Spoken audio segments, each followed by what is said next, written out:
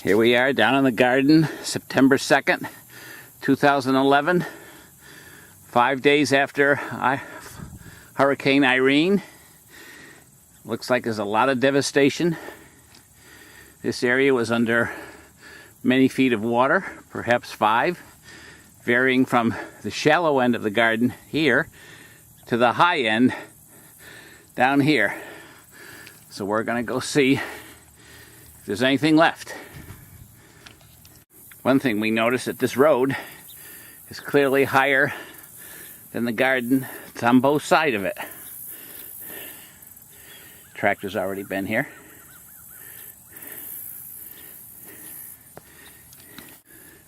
The water from the Connecticut River came up over the banks behind those trees, and it's left some sunflowers, but not many. There's Peter over there, Peter Rukas,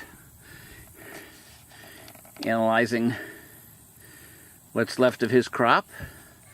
He'll give us a report in a few minutes. So let's go over and see if there's any tomato plants left. Here I've just picked up some tomatoes that were sitting on the ground. I'm going to guess that they could not save these because water went in them.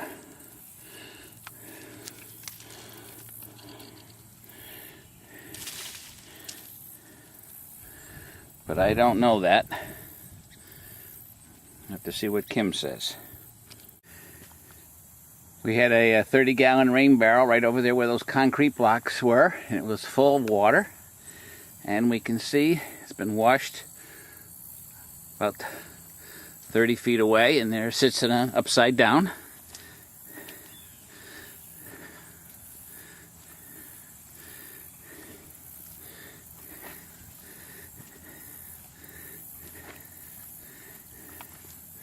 Let's take a look at this, since the land seems to be dry right here.